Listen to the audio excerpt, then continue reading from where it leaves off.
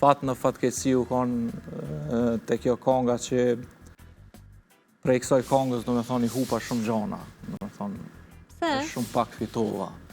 Edhe pse jam shumë krenar prej kongës, që ka hecë shumë, edhe që ajo është do me thonë puna e me ma e mirë që e këmë bëhë deri sot.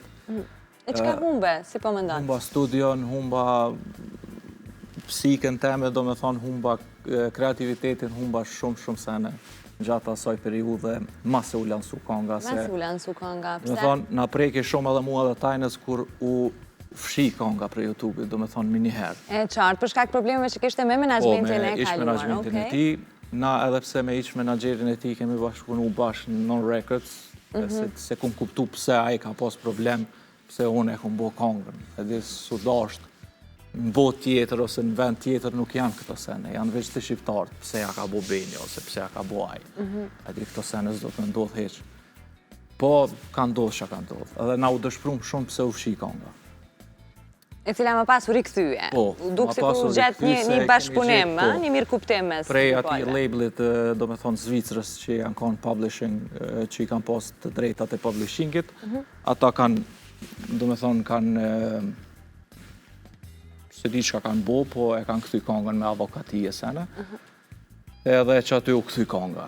Tani u gëzum shumë, do me thonë, që u këthy konga dhe mos u hjek prej ati, po që aty na u prish qefi. Tani pas asaj ka pas shumë kërcnime nga ana e ti, ish menaxhmentit që... Drejt teje personalisht? Drejt meje, po personalisht. Garant ka pas edhe tajna, do me thonë, kërcnime prej ti. Edhe pse këto kena dasht, do me thonë, që me thonë, mi hek këto kërcnime ndryshe, do me thonë. Qëfar dhe kërcnime, po me ndonë të tipit mos punoni, ose po, kërcnime drejtuar fizikisht, ose përmes mesazheve? Po, edhe kërcnime fizike ka pas, edhe kërcnime gjitha llojeve, do me thonë, kërcnime mirë, po ato e kum anashkaluan edhe kum dash mu koncentru ma shumë të karriera. Mirë po ndodhe diçka që e hupa dhe studion, do me thonë... Studion e kishe në Prishtinë? Po, studion e Prishtinë. Edhe do me thonë... Se që ndodhe me studion? I hupa krejt pajisjet e studios, do me thonë, kanë hima, kanë prish studion, e kanë prish vendin e punës, më kanë kërcnu, mës me punu ma e gjanat të tilla që si kum shfaq ma për para në publik. Ama besoj ke shfaq të organet e rëndë? Po, do me thonë, e kum lajmëru, janë të informu mirë, po kur gjo deri sot s'ka ndodhë, dhe s'm kanë dhanë naj përgjigje.